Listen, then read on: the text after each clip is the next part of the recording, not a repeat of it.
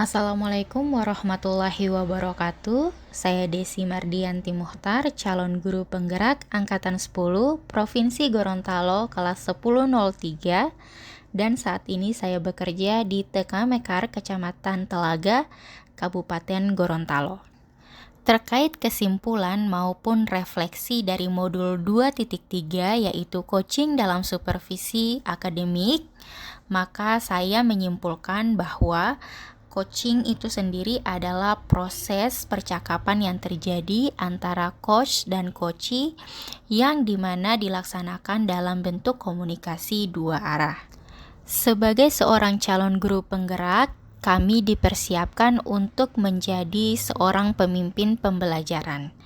Selain menyiapkan diri sebagai pemimpin pembelajaran, program pendidikan guru penggerak juga menyiapkan kita untuk menjadi seorang kepala sekolah.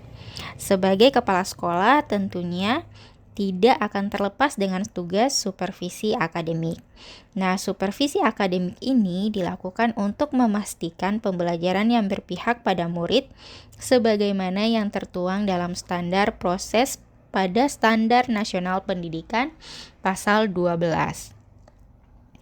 Pelaksanaan pembelajaran sebagaimana yang dimaksud diselenggarakan dalam suasana belajar yang interaktif, inspiratif, menyenangkan, menantang, memotivasi peserta didik untuk berpartisipasi aktif, dan memberikan ruang yang cukup bagi prakarsa, kreativitas, kemandirian sesuai dengan bakat, minat, dan perkembangan fisik serta psikologis peserta didik.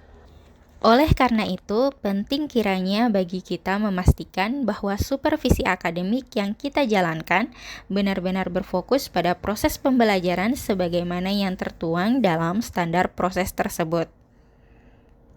Selain bertujuan untuk memastikan pembelajaran yang berpihak pada murid, supervisi akademik juga bertujuan untuk mengembangkan kompetensi diri dalam setiap pendidik di sekolah sebagaimana tertuang dalam Standar Tenaga Kependidikan pada Standar Nasional Pendidikan Pasal 20 Ayat 2. Setelah mempelajari modul ini, saya termotivasi untuk dapat menerapkan coaching dalam supervisi akademik yang ada di sekolah saya.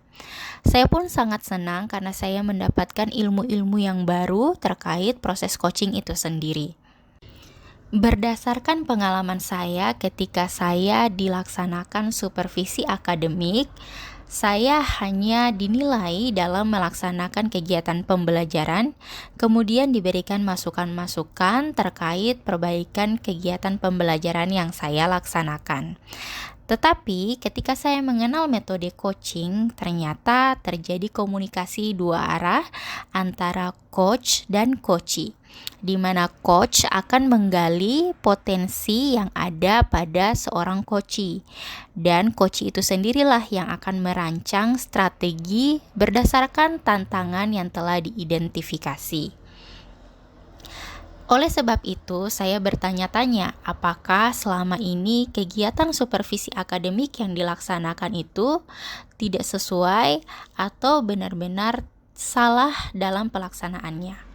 Sebenarnya, ketika kita menelaah prinsip maupun paradigma berpikir coaching itu lebih dalam, maka ketika kita dilaksanakan supervisi akademik, maka kita tidak perlu menakutkan berbagai hal, terutama guru-guru yang ketika akan dilaksanakan supervisi akademik merasa hal itu adalah hal yang sangat menyeramkan, karena tentu kita akan diberikan kritikan, kemudian diberikan masukan-masukan, bahkan mungkin kita akan dimarahi apabila kita melakukan kesalahan, dan hal ini menjadi mimpi buruk bagi guru-guru. Jadi, ketika guru-guru menghadapi tantangan dalam kegiatan pembelajaran, maka guru itu sendiri dapat mengidentifikasi strategi apa yang dapat dia laksanakan atau hal apa yang paling memungkinkan yang dapat memperbaiki tantangan-tantangan ataupun masalah yang dia hadapi sebagai seorang guru. Dan tugas dari supervisor atau tugas dari coach itu sendiri adalah memaksimalkan potensi kita sebagai seorang coachee agar kita dapat memikirkan sendiri masalah kita apa dan bagaimana solusinya, bukan malah menakut-nakuti ataupun memarahi saat kita tidak melaksanakan kegiatan pembelajaran yang seharusnya ataupun ada perangkat pembelajaran yang tidak bisa kita siapkan.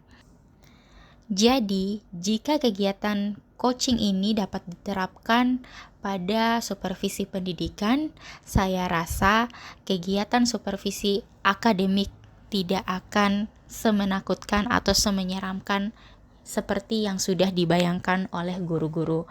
Malah yang akan terjadi adalah setiap guru akan merasa sangat senang apabila dilaksanakan supervisi akademik di sekolahnya. Setelah mempelajari modul ini, saya merasa tertantang untuk dapat menerapkan coaching dalam supervisi akademik di sekolah saya. Bahkan saya berpikir untuk dapat menyebarkan pemahaman ini kepada rekan-rekan guru yang ada di komunitas belajar.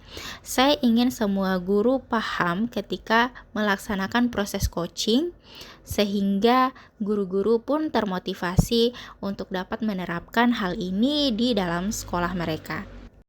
Saya berharap semoga pemahaman coaching dalam supervisi akademik dapat berkembang atau dapat menyebar pada semua kalangan.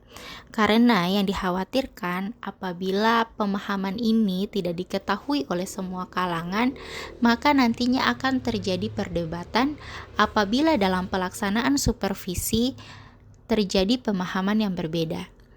Bisa jadi seorang supervisor tidak memahami apa yang harus dia lakukan sebagai seorang coach, dan guru-guru sebagai seorang coachee justru malah lebih tahu bagaimana proses supervisi akademik yang seharusnya dilaksanakan. Saat mempelajari modul 2.3, maka saya melihat ada kompetensi-kompetensi diri saya yang harus saya tingkatkan, terutama yang berhubungan dengan kompetensi inti coaching, yaitu kehadiran penuh, mendengarkan aktif, dan memberikan pertanyaan-pertanyaan yang berbobot. Karena seringkali ketika saya melakukan percakapan, pikiran saya kadang teralihkan ke tempat yang lain.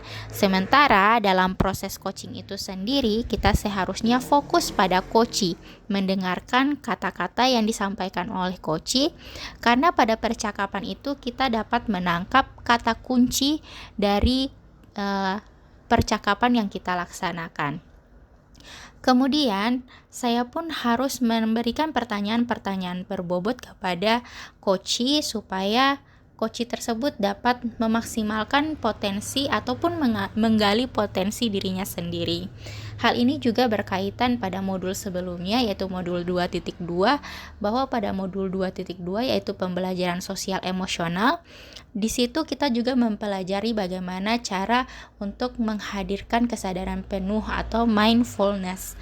Nah, mindfulness ini kan ada yang dengan metode mendengarkan, memfokuskan pada melihat beberapa benda, dan lain-lain. Nah, hal ini sangat berhubungan, sehingga proses latihannya pun seharusnya lebih mudah karena kita sudah mempelajari hal-hal ini pada modul-modul sebelumnya. Adapun hal yang sudah baik ketika saya mempelajari modul 2.3 adalah saya sudah dapat melakukan praktik coaching dalam supervisi akademik dengan menggunakan alur Tirta.